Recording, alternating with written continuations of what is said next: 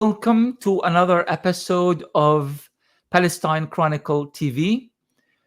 With us, two distinguished guests. We are going to learn more about them in a minute, but we are very excited to have the chance to discuss this very important book by Dr. Daud Abdullah, The Making of Hamas's Foreign Policy, or rather engaging the world, the making of Hamas's foreign policy. With us, we have two distinguished guests, and my co-host, Romana, will tell us more about our guests.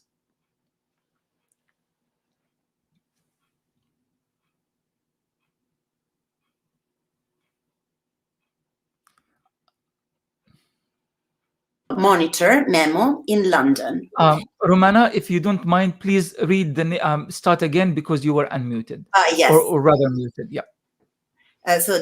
Welcome to our guests, Dr. Daud Abdullah, who is an accomplished author and speaker, and he is also the director of the Middle East Monitor memo in London, and Mr. Jeenah, is a highly regarded intellectual, author, and the director of the Afro-Middle East Center, AMAC, in Johannesburg.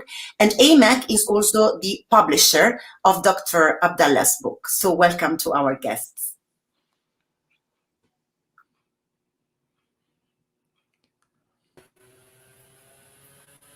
Let me start with this quote by Professor Ilan Pappe describing your book, Dr. Abdullah.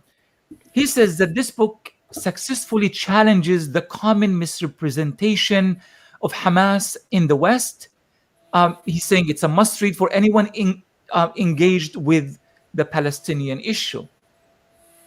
Why is it important for us to understand Hamas in order for us to understand the larger context of the Palestinian issue, considering that Hamas technically was established in 1988, which is 4 decades after the Nakba and the ethnic cleansing of Palestine by today's Israel? Why is understanding Hamas so very important at this historical juncture? Well, let me start from the point of its establishment. Actually, it was in 1987. And over the last three decades, the movement rose to prominence as a major actor in Palestine, culminating in its victory in the 2006 elections.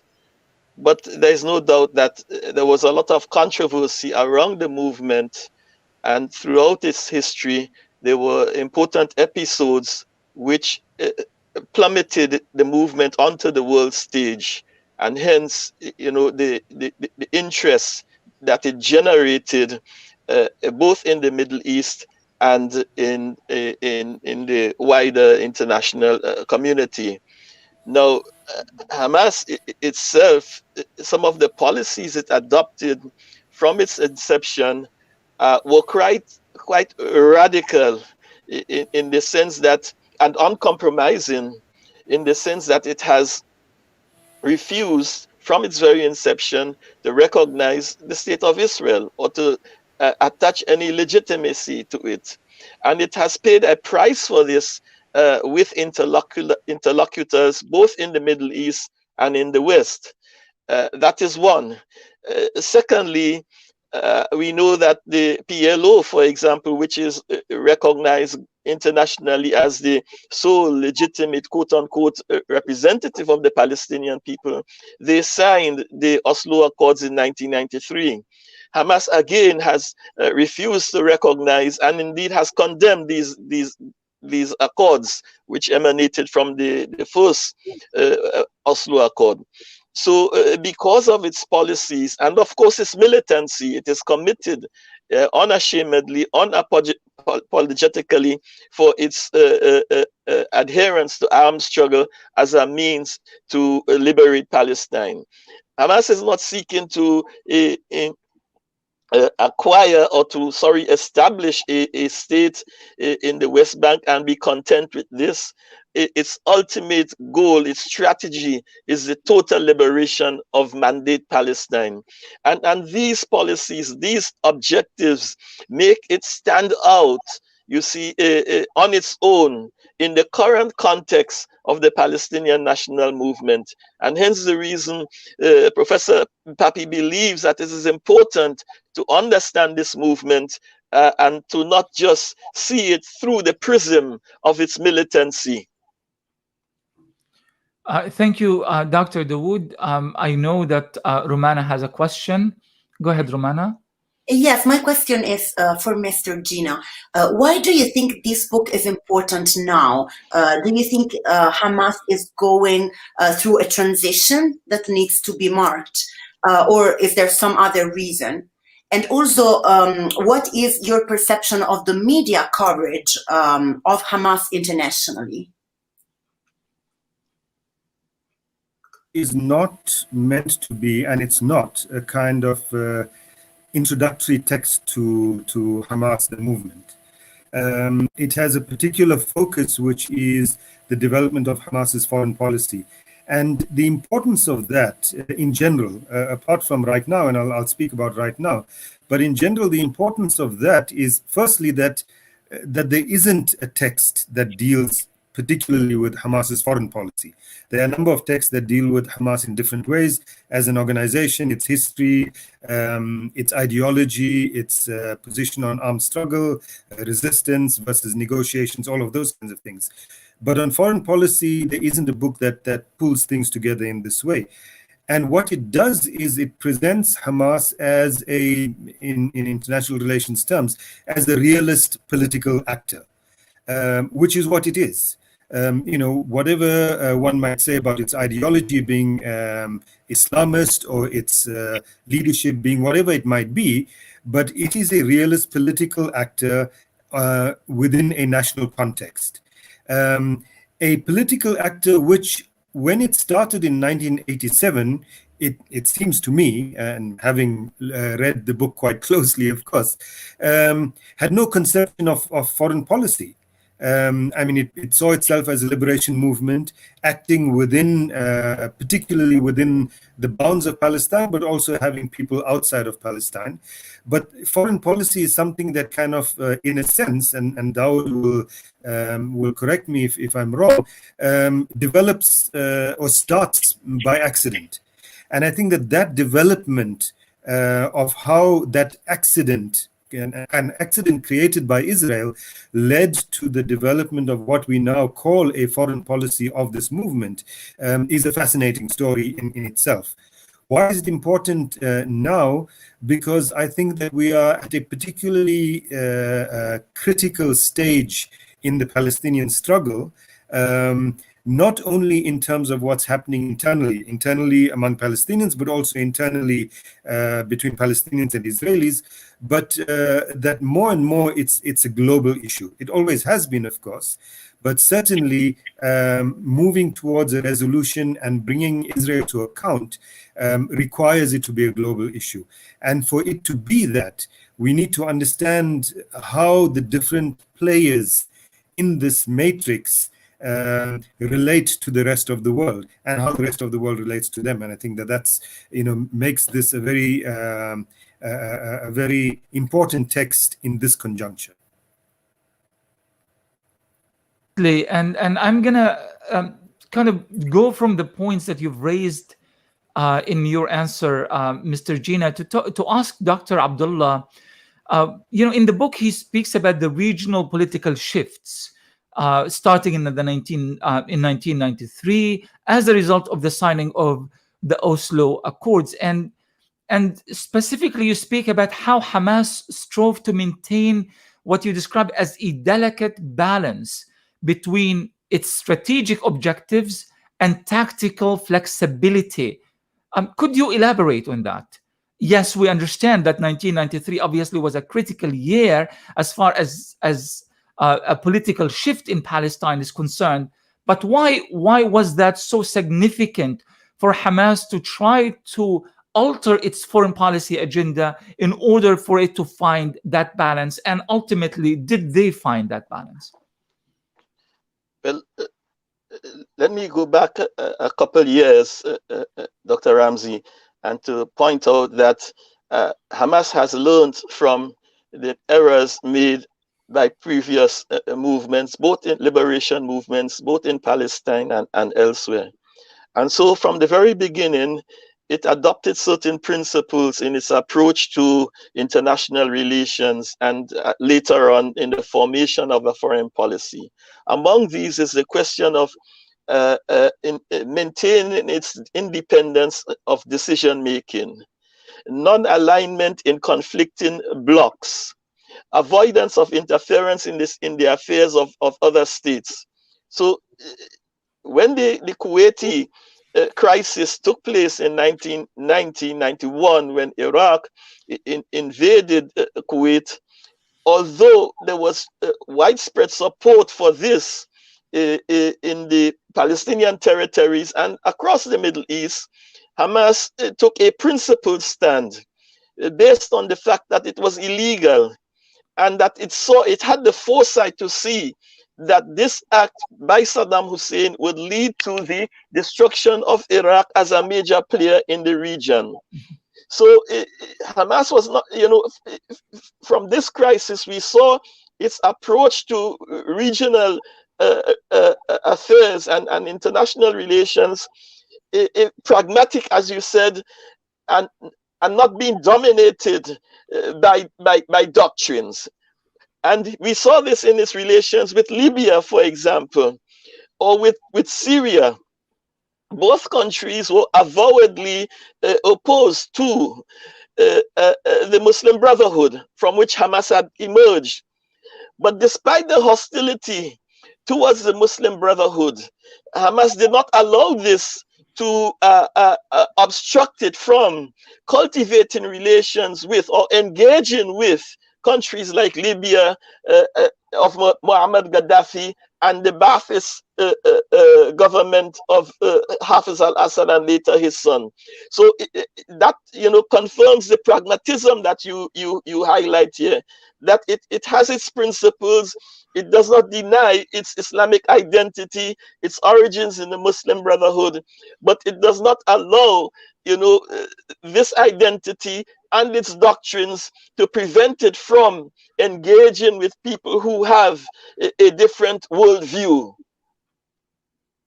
Excellent. Just a reminder to our readers, we are discussing this very important book just published by the Afro-Middle East Center in Johannesburg, South Africa, and is available internationally. It can be ordered via the Middle East Monitor website.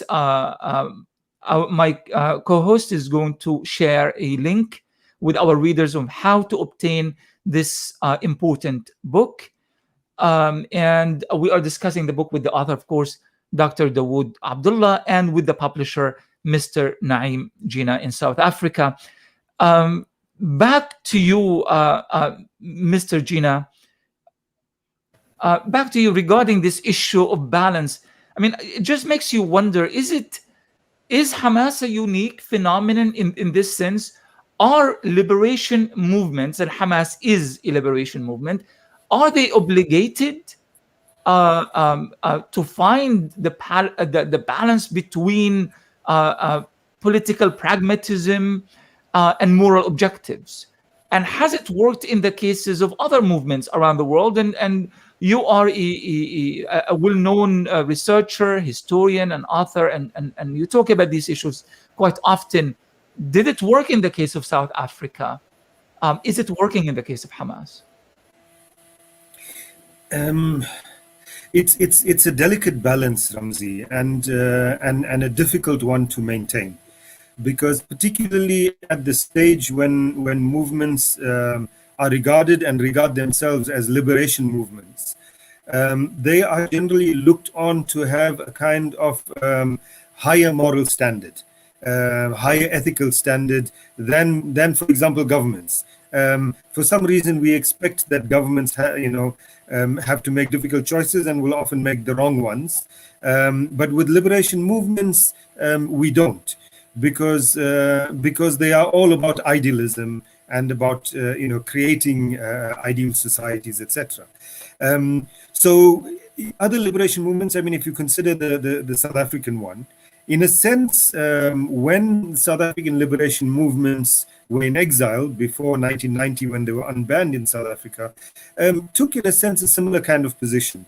While some of them might have had their particular allegiances to the Soviet Union at the time, or to China, or whatever the case might have been, they operated in countries. For example, some of them had strong operations in European countries, which they regarded as part of the kind of bigger empire.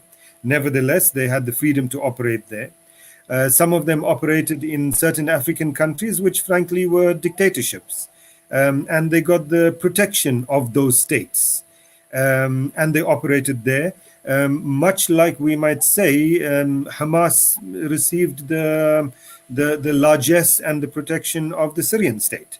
And you know, no one can really say that Syria was a democracy at the time. Yet it accepted that because it saw itself as a national liberation movement, and as such, it didn't have the right, it felt, to interfere in the local politics of the place where it was being favored and given some protection. It's a similar kind of thing. As I said, you know, South African liberation movements were similar. Of course, you do get liberation movements that sometimes take that position, but then violate it in reality. I think, you know, many Arab governments would accuse the PLO of that, for example. But as I said, it's a delicate balance, but people are somewhat forgiving of that. Now, if you consider, in the South African case, for example, the African National Congress, which was by 1990 the largest of the South African liberation movements, although not the only one, since 1994 has been in government, people often refer back to its liberation history and the ideals that it espoused in order to criticize it, and correctly so, criticize it in government as not taking the same kind of positions that it expected others to take in support of it and its struggle up to 1990. So, for example, to make an example that's relevant to this discussion, there's often criticism in South Africa that this erstwhile liberation movement that campaigned tirelessly for at least a decade and a half, if not 2 decades, before anything came of its campaign, campaigned for a sanctions regime against apartheid South Africa, now doesn't eagerly also implement sanctions on Israel, maintains diplomatic relations with Israel, etc. And so the criticism comes there that, you know, as a liberation movement, this is what you expected and this is where you are now. And so that balancing act, in a sense, becomes more difficult when you're in government, because in government, the ANC represents not, you know, a few 100,000 members, but in government, the ANC supposedly represents 60 million people. So these are difficulties, but as a liberation movement, it's sometimes easier to make those choices. Of course, the choices do or can become extremely difficult, as we saw with Hamas in Syria. Can I just make a point here, if I may? Shall I go ahead? Yes, of course. Yes, I very often when we speak about pragmatism, you know, in a political context, there is a tendency to interpret it as opportunism, you see, and I think in the case of Hamas, we've seen the avoidance of, or the ability to make a clear distinction between opportunism and the adherence to principles. And a good example of this was after the 2018 UN vote proposed by the Americans to condemn Hamas, in which the United States failed to get a overwhelming majority vote on this. Hamas, the United States under the Trump administration approached Hamas for, you know, some kind of back channel discussions through the Egyptians and through the Swiss, and they rejected this. although, the Trump administration, was avowedly, determined to crush the movement and to marginalize it, having failed in the United Nations, they extended, a hand, and an opportunity to engage with them. But the movement rejected it. Why? Because at this time, the PLO was not engaging with the Trump administration because of the deal of the century. And had Hamas continued or accepted the offer of talks, back channel talks with the United States, it would have, further fragmented the national ranks. And so in order to preserve Palestinian national unity, and not give the Americans an opportunity to, exacerbate whatever differences that were there, they decided not to accept the invitation by Trump for any discussions. Now, another point, I want to make quite briefly is, a view that the movement has always been reacting to, throughout its history, been reacting to historical events. This may be true. It reacted to certain events, the invasion of Kuwait, or the expulsion from to Zahur.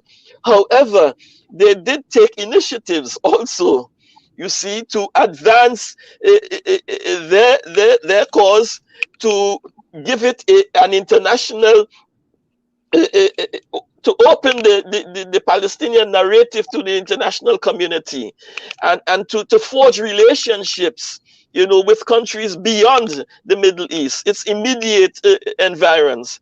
South Africa is a good example, and Malaysia is also another example, where the movement had taken initiatives, you see, to engage with the ANC, and of course by default with the South African government, and of course more directly with the government of both Najib Razak and his successor government. So what we see here is the versatility, if I may say, of the movement.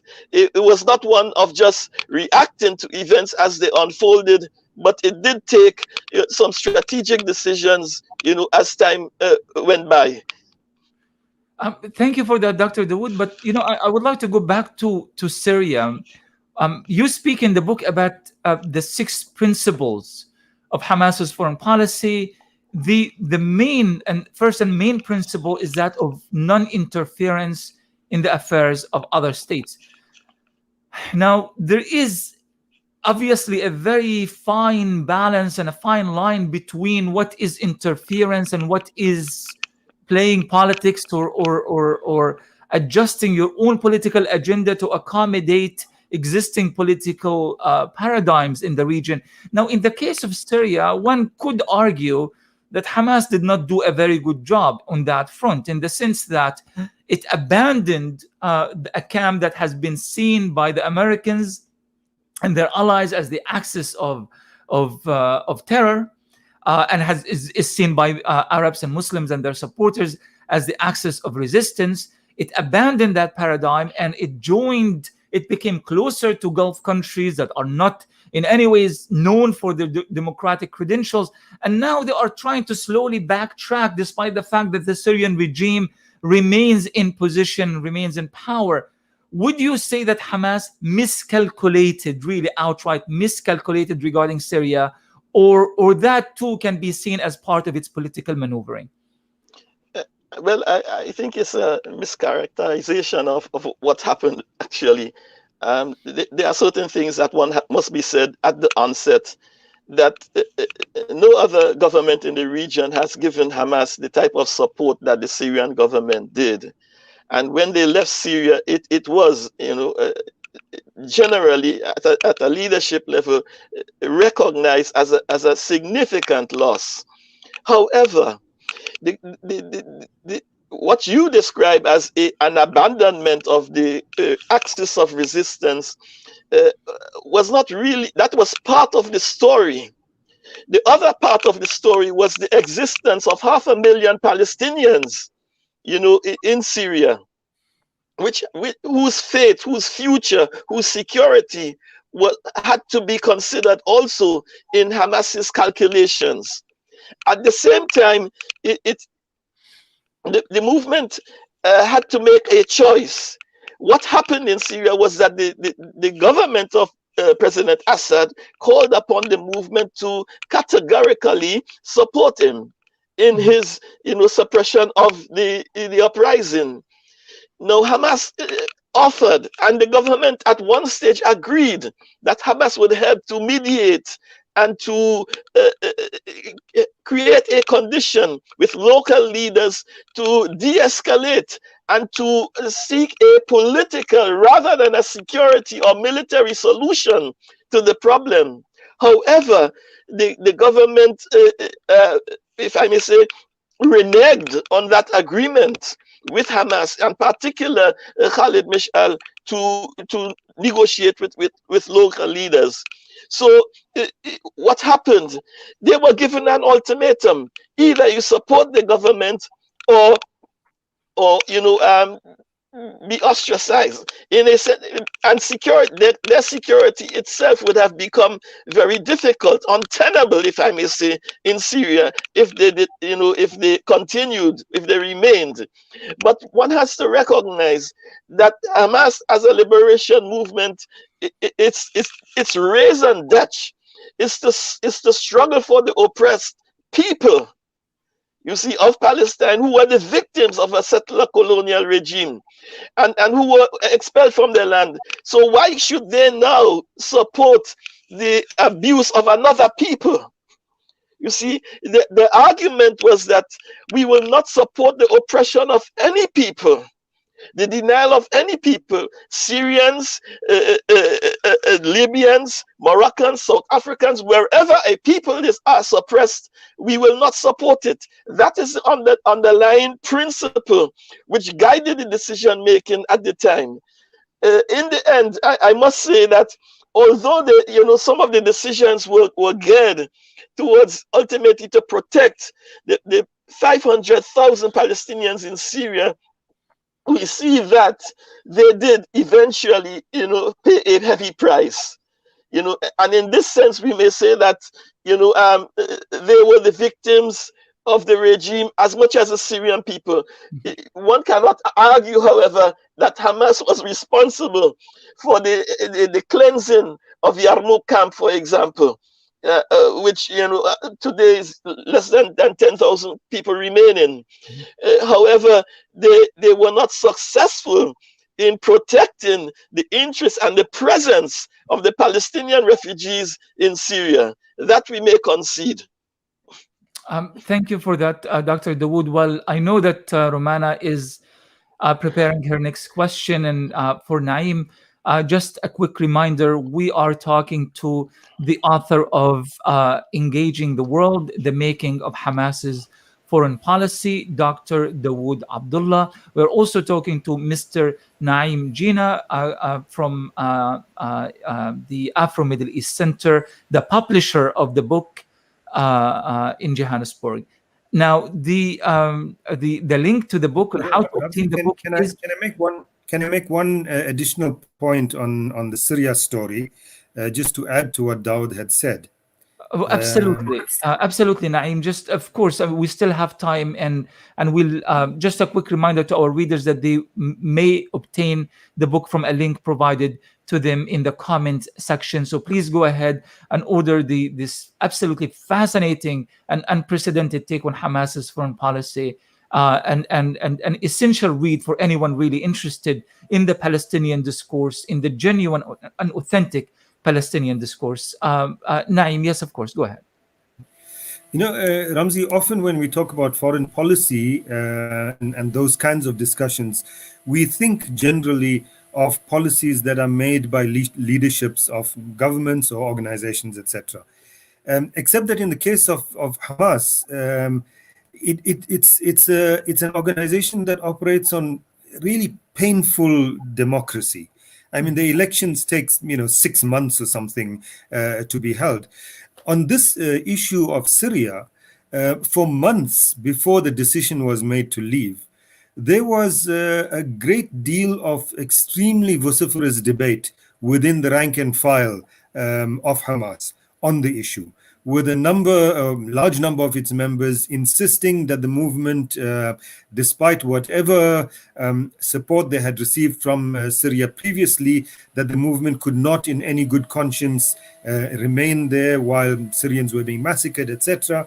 And on the other hand, those who were saying that we live here as guests of this government. We've received the protection and the support, etc., and we owe something for that. So that debate, much more vociferously than I'm making it sound, and sometimes much more angrily, took place over many months before that decision was arrived at. So the decision wasn't only kind of cold calculations in terms of how many people, what kind of pressure are we getting from Bashar, etc. But it was also pressure from the bottom within the movement that caused it to reach that decision. Mm-hmm. Mm-hmm. Very interesting. Thank you for that, Mr. Jeenah. Romana? Yes, my question also is for Mr. Jeenah. We talked about this delicate balance of Hamas being regarding its nature of a non-state actor, but having to behave, as Dr. Abdullah brilliantly said, as a state actor in a pragmatic way sometimes. And sometimes Hamas, of course, finds itself being isolated politically. But South Africa is one of these countries who provided Hamas with a degree of political margin to break its isolation. So first of all, why South Africa did offer this platform while other Arab countries denied political access to Hamas? Well, Arab countries are increasingly denying that there's a Palestinian struggle that is being waged. So I'm not sure that Arab states are any kind of benchmark for anything regarding struggles against oppression these days. But let me answer your question directly. Look, South Africa's position, of course, on the Palestinian struggle had been clear, certainly from 1994 when we had our first democratic elections and the ANC came into government. But for the liberation movements, the African National Congress, Pan-Africanist Congress, Black Consciousness Movement, and others, for decades before that, it was clear that we were partners as a nation and as liberation movements. We were partners with the Palestinians and with the PLO.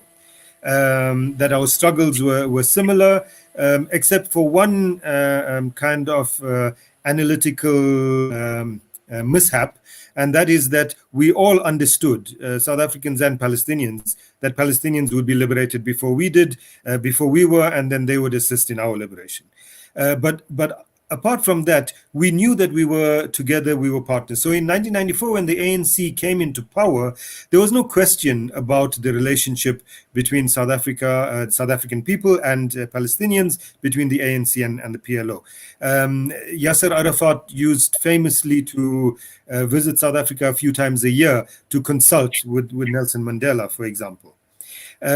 So that and then the position, of course, of the ANC was coming from its history that the PLO was the sole legitimate representative of the Palestinian people.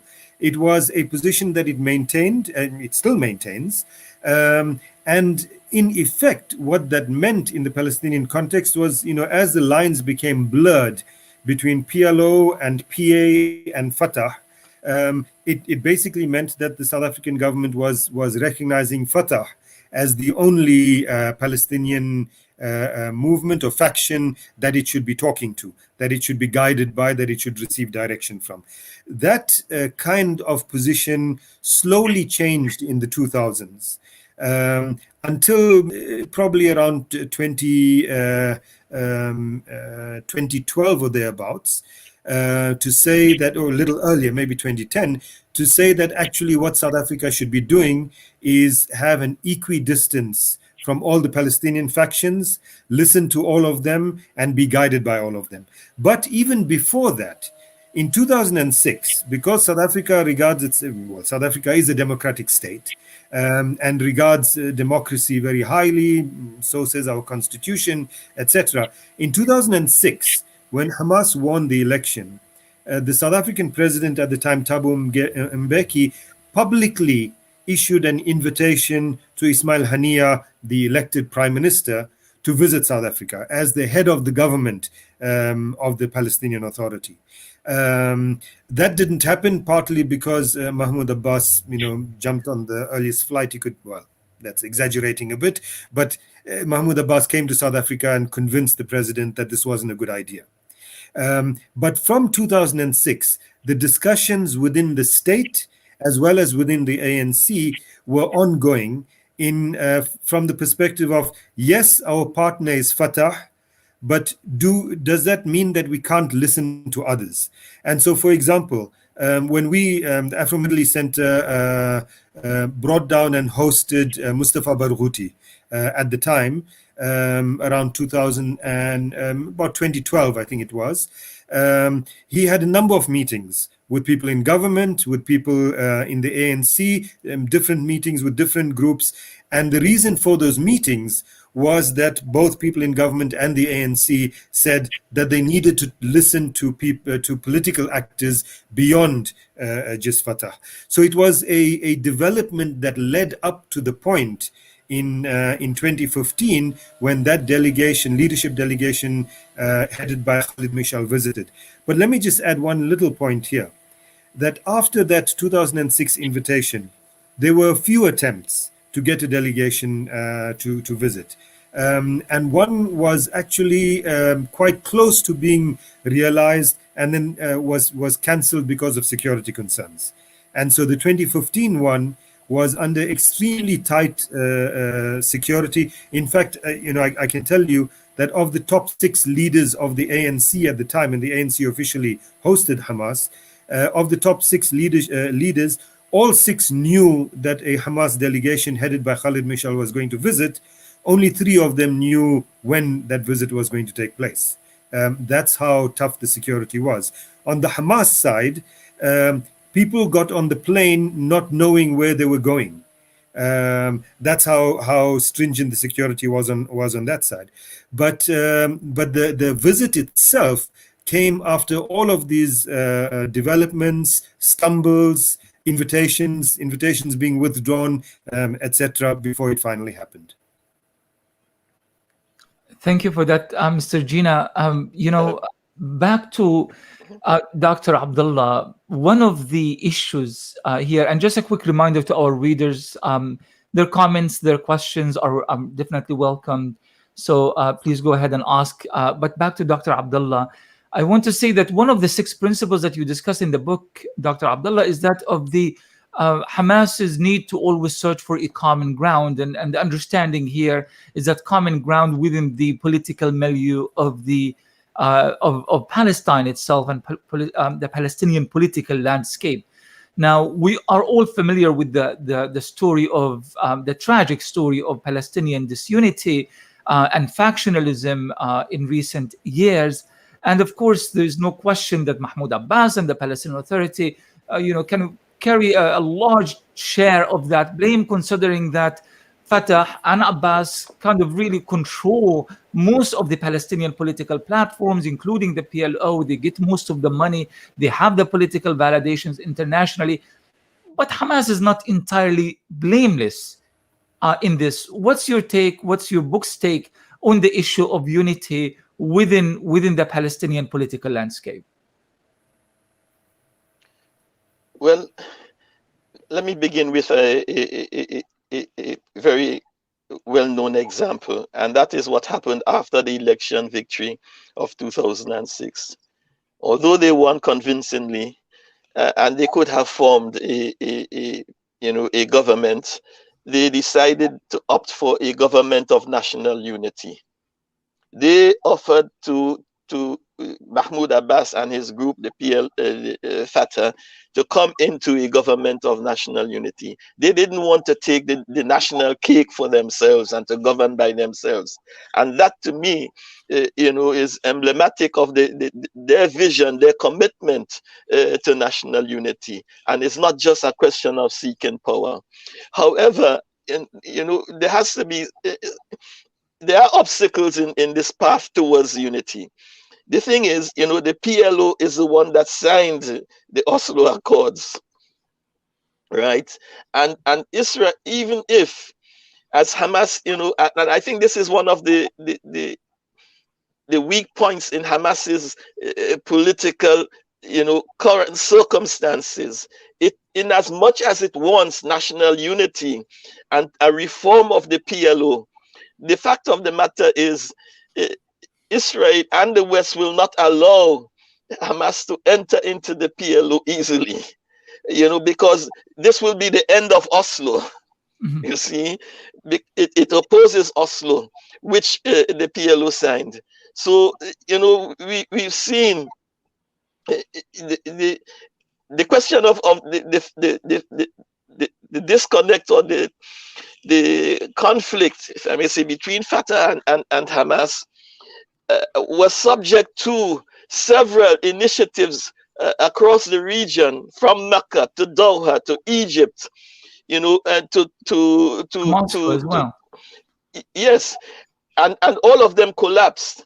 You see, but in the case of Gaza, for example, what happened was a question of existence.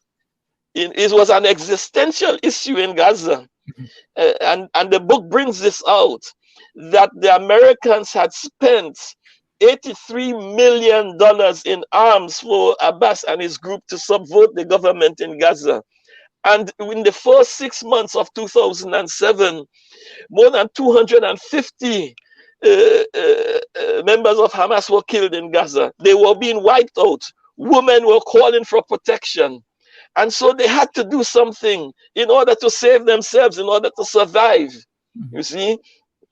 And so, in as much as they want national unity, and they have worked for it, they've engaged, as you know, currently there are discussions taking place. But I think there's a ceiling to this. And the main obstacle, the barrier towards the consummation of this unity is the Oslo Accords. Because that is the greatest gift that the PLO has given to Israel. And the Israelis and the Americans and the West generally will not easily, allow the unraveling of the Oslo Accords. And we've been talking about the Middle Eastern, or the regional factor in Hamas's foreign policy. We haven't, as of yet, touched on the aside from South Africa, on the international dimension a lot. Now, there is this growing affinity between Hamas and Russia as an alternative to the dominant American attitude towards peacemaking in the Middle East. Before I ask you, gentlemen, about this, let's just watch this brief video.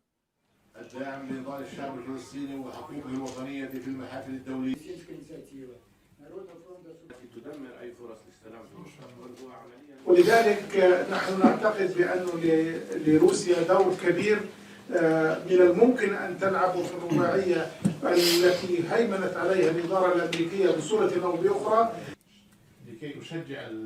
أوقفنا كل أشكال العلاقة مع اللجنة الرباعية، ولا نتعامل معها كلجنة رباعية كإطار، وإنما نتعامل مع أعضائها.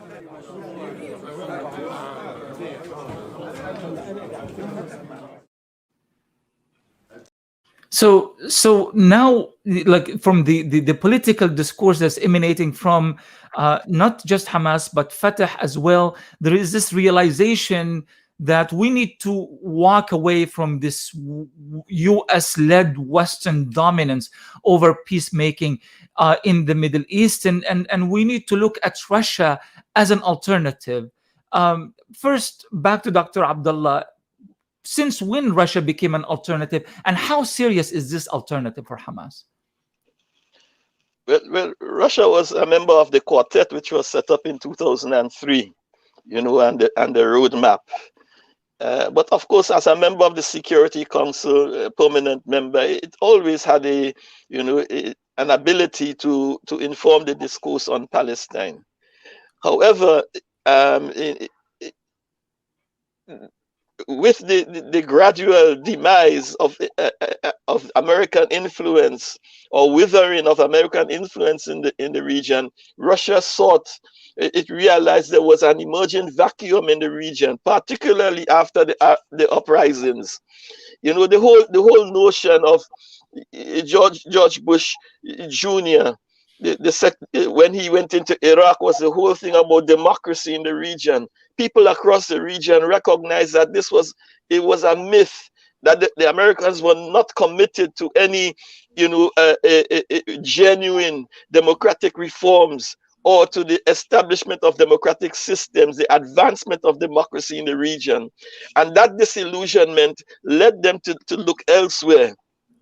Now, with regard to Hamas and Russia, it really took off after the elections in 2006. But I want to point out to you that it was not, Hamas's initiative.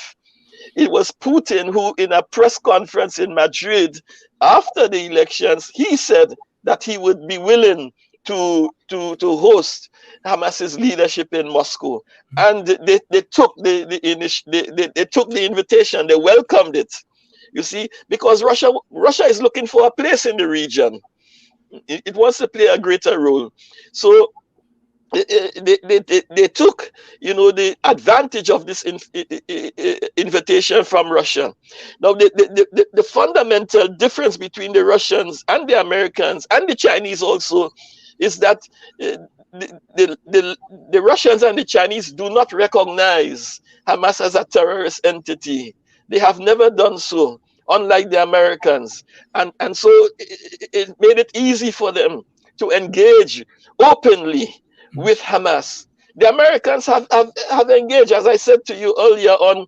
Trump sent emissaries through the Egyptians in intelligence. He wanted to talk to Hamas, but through the back doors, back channel diplomacy. The Russians, they do it openly. And so too, the Chinese, when they hosted a Hamas delegation in 2007. Now, it was not a question of photo opportunities also. Hamas has benefited from it, albeit limited.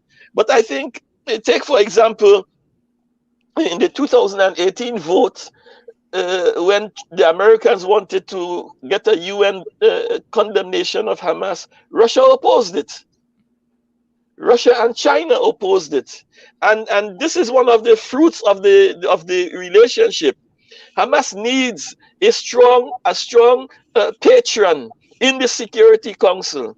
In as much as Israel has the Americans with its veto in the Security Council, Hamas, by nurturing this relationship with the Russians and the Chinese, was able to get a measure of political and diplomatic cover, you see, in a time of need. So it's not just a question of photo opportunities. There have been, some measure of diplomatic gain from the relationship between Russia and Hamas, particularly, and with China to a lesser degree. Thank you for that, Dr. Abdullah. To you, Mr. Jeenah, one of our readers is asking about the elections, and that's an issue we wanted to touch on as well. Now, in the South African scenario, as in many other scenarios following, in the Southern Hemisphere, liberation happens first, then we talk about elections and reconciliation and that sort of thing. In the Palestinian scenario, we seem to be constantly talking about democracy and elections under occupation, as if we are giving up on the fact that occupation at one point would actually need to end, and let's talk about other things and put the onus on Palestinians and examine them and their democratic credentials. Do you think this upcoming elections is of any use to the Palestinian people and the Palestinian liberation struggle, especially that it only includes Palestinians within limited regions within the occupied Palestinian territories in the West Bank and Gaza? Let me just make a quick point about Russia, though. First, Ramzi, I'm much more skeptical than Daud about about the Russian role. I don't think Russia really wants to be a patron to Hamas or to the Palestinians in general. I think just as much as the US is in that game in order to protect the interests of Israel, Russia is in that game to protect the interests of Russia. Look at its relations with Israel. Look at its relations with Israel in terms of Syria and Israel's bombing of Syria, etc. But let me come to your point, your question about the elections. Look, on the one hand, Ramzi, it's we could say that this is an election, it's an opportunity for Palestinians to express their choices, etc. We haven't had an election there in more than 15 years. It's about time that people were given that right. I mean, for some people that will now be able to vote, they were 5 years old or younger when the last election took place, etc. On the other hand, what is the election really? I mean, you made the comparison to South Africa. We're not talking about a democratic election for the state. We're talking about an election for a Bantustan authority, if you had to compare it to South Africa. So assume that the OPT, the Occupied Palestinian Territory, West Bank and Gaza, is Botswana of the past. Or Transkei of the past. And I say that also somewhat hesitatingly because frankly, both Botswana and Transkei had more autonomy than the Palestinian Authority does, whichever area A, B, or C you're talking about, or Gaza. So it is an election for a Bantustan authority living under greater constraints than the Bantustan Authority in the South African case did, under occupation, where the occupying power will certainly this time around not make the mistake it did in the last one, where it allowed such freedom that the party that it didn't want to win actually won the election. That's not going to happen this time around. I don't think Israel is going to allow it. I think you're going to see a bigger clampdown in Jerusalem than previously, but also in the West Bank. In terms of candidates and campaigners, etc. If we thought the last election was free, this one certainly will not be in the same kind of way. So does elections make any difference? I think the only difference it would make is to allow the possibility that there could be some kind of reconciliation between Gaza and the West Bank. That whoever wins the election and forms a government here, that there would be a coming together of the West Bank and Gaza in terms of how they are, quote unquote, governed. But other than that, I don't see that it's going to make a huge difference, not for the Palestinian people, not for the political factions. And so one might ask, why then, for example, since we're discussing Hamas, why then is Hamas so keen or so accepting of an election? Well, there's a few reasons. One is, frankly, Hamas can't say no to an election if Fatah puts it on the table, because that will make it look like a spoiler of democracy.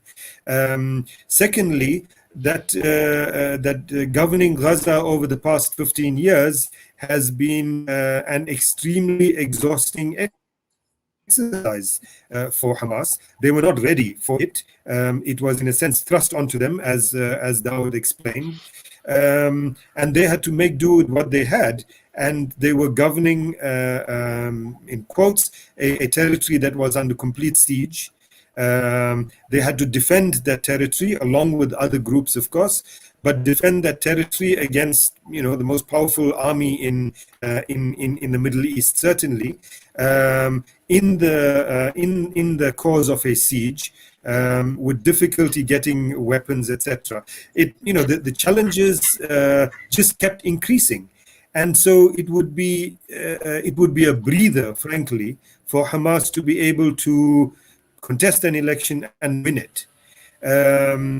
The one concern is that this notion of unity, reconciliation, etc., becomes so fluffy and romantic, at least in the public discourse, that Hamas decides to go into a joint list with Fatah. I think that might sound nice on the face of it, but it would really be an injustice, because what it would mean is that, frankly, there is no political opposition then. You have one group of people that is governing with no opposition, and they can do whatever they want. And it would be an authority in which Hamas would be the most likely, the smaller party, the smaller player, and would be forced to accept whatever is decided on its behalf. It would still not be allowed to join the PLO, as it has been promised from 2005. So what is in it for Hamas except the loss of its integrity? It would be worth more to it and its integrity to contest it alone and lose and be in opposition, and then to play an oversight role. Thank you for that. Dr. Abdullah, do you agree with this logic? Do you think these are, in fact, Hamas's motivators from entering into this new bout of elections? Most said in terms of the rationale behind, that decision. In fact, where he ended about the joint list, just Fatah and Hamas going into the elections together, that idea was mooted a few weeks ago, but I think now it has been dispelled, and Fatah is more decided that it will go it alone, and that suits Hamas well, rather than having to go into this embarrassing sort of relationship with Fatah as a governing party. Personally, I'm not sure that there would be any advantage for Hamas to contest the elections. Even if it wins, I think the scenario would be replayed as it did in 2007. The so-called quartet conditions have not been removed, and ultimately, I think the West and Israel and the regional allies would work to ensure that we don't have a repeat of 2006 in the sense that Hamas wins convincingly. But if you remember, I think if we go back to 2006, the objective was not to win the elections. I think I mentioned this in the book, in one of the interviews with one of the leaders of the movement. It was not so much to win the election and become, the governing party. What they hoped for was to have a strong presence within the parliament, to, as Naim indicated, to be a credible, opposition party in the parliament. But they did better than they actually expected, and hence, they had to accept the results themselves. But they felt that, if they did not contest in 2006, the opposition, the crackdown, the repression from Israel and its allies would have been more. So, and more extreme and detrimental. So they thought that it was better to contest the elections, have a legitimate presence as a political party, in the parliament, and safeguard themselves, from being described as an illegal entity.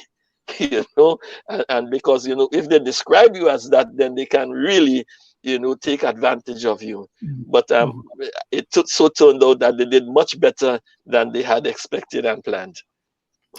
Thank you. And we have one last question. I know we took a lot of your time, and we appreciate your patience, but we would be amiss not to ask about the International Court of Justice and Hamas's or rather the International Criminal Court, and Hamas's position on this. Romana will raise this question, but let's watch this brief video.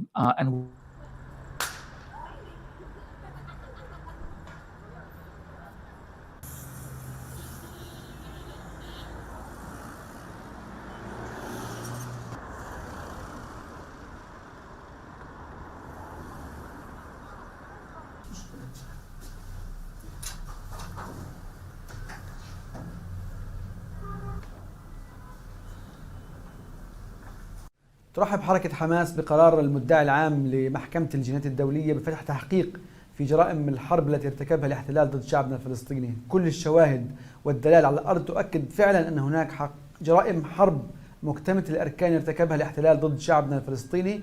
أهمية هذا القرار تكمن في البدء الفعلي بإجراءات هذا القرار وبدء معاقبة الاحتلال على مجمل الجرائم التي ارتكبها بحق شعبنا الفلسطيني.